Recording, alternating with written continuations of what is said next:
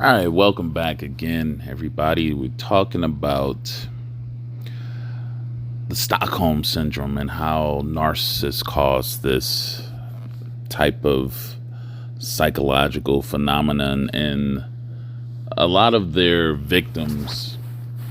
And sometimes people don't even know that they have adopted the Stockholm syndrome. A lot people refer to trauma bonding, which is under the umbrella of all of this, of the Stockholm syndrome, at least. And we have to go into why it's that way. So we talk about, and we have to understand what entails exactly or within the Stockholm syndrome. So basically, it's a psychological bond with an abuser, in short, right? It's really a coping mechanism to the person that is being abused in the situation. It's more so a way. It's like psychologically saying, if you can't beat them or get away, then join them. And a lot of you in your situations when you were dealing with narcissists, in these close, it doesn't necessarily have to be intimate settings or relationships. It could have been family settings, co-worker type stuff, where you were in a situation that you had to stay in, but it was toxic. It was bad, right? Most of this stuff comes out of the family dynamic. Toxic family dynamics can produce Stockholm syndrome types of effects in people. All right. It's basically a psychological response to being held captive or not having an option to leave or escape or change or alter the situation that you're in while being abused from the abuser. So over a course of time, people that's going through this, experiencing this, and having to deal with someone who is their abuser, the person, first of all, psychologically shuts down. Again, it like mentally paralyzes them.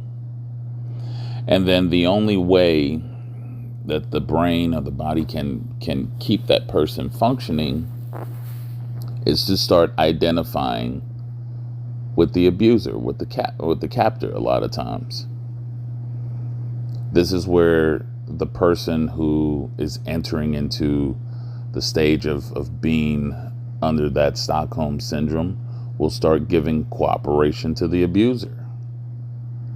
Or, they'll start to take on the characteristics, the traits, the beliefs, a lot of the behaviors of the abuser. You will see the person who is the victim or the captor starting to identify with,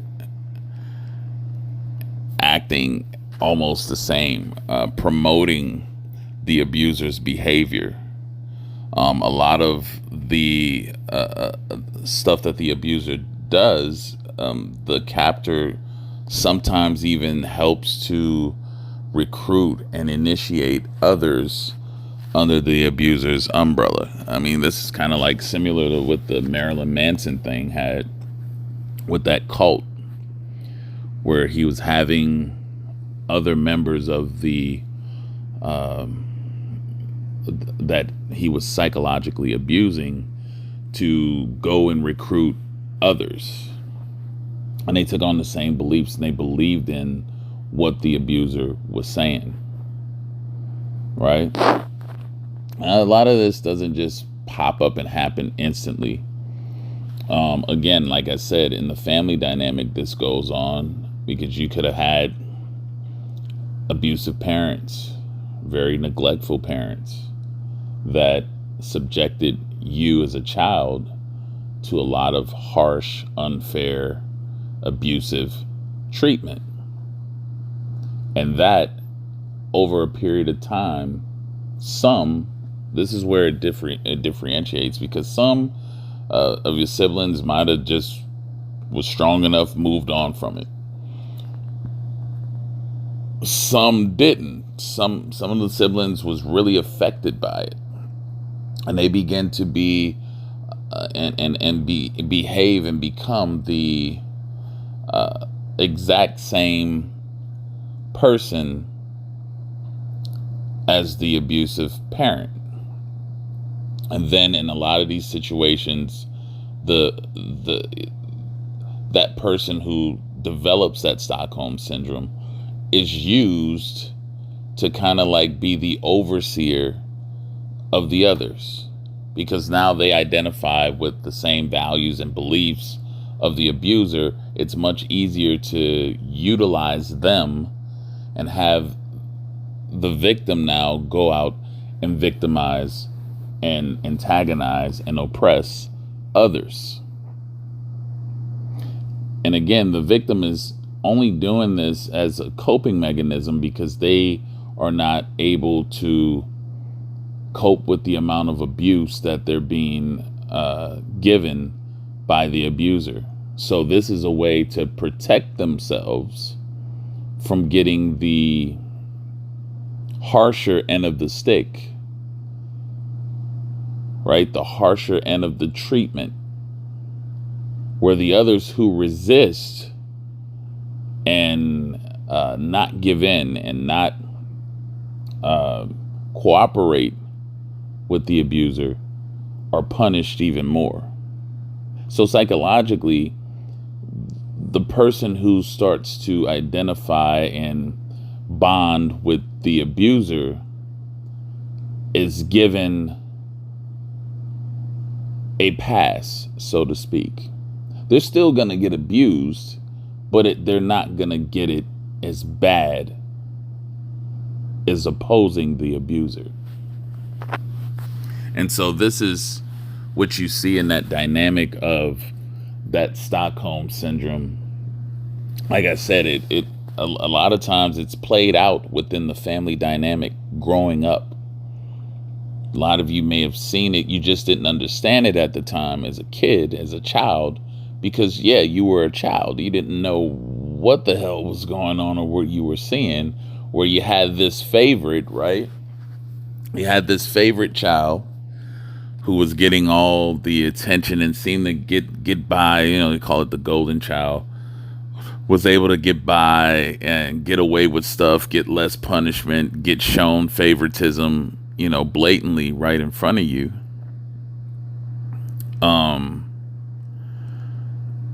And it can be a lot of misunderstandings as a child seeing this stuff going on, because you have no idea of why it's playing out. But one of the children is being groomed because they are basically, they've given in as a way to avoid the harsh treatment, where the other children may have said, no way, as soon as I get done, I'm out of here. But nonetheless, they're still victims too. So everybody's a victim in this situation. One just gave in to protect themselves more and began to, unify and identify with the abuser. And so, narcissists, in a lot of ways, because of their abusive nature, trigger this in people throughout many different situations. This is even in school, from junior high. You see that if you really go back and think, this was playing out in a lot of different instances and cases where you've seen stuff, like again in junior high with bullies and all this stuff going on. It's always been at play. It's always been at play. And again, we have to be mindful that it is a coping mechanism, but you're not safe just because you're identifying with the abuser. You're still not safe. The mind has tricked itself because the abuser has now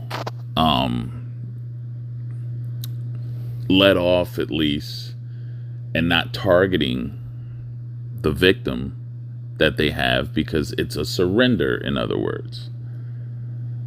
And this is what goes on with these Stockholm syndrome instances and stuff like that. But more importantly, it's for the individual that's the victim to still realize you're not out of the dangerous neck of the woods yet. You're still captive. Because if you begin to resist, if you begin to push away, that same abuse that you're trying to get away from will roar its ugly head back up again to subdue and control the victim. The only way to avoid or get out of a Stockholm syndrome situation is to get away from the abuser if possible. If you can't, get help.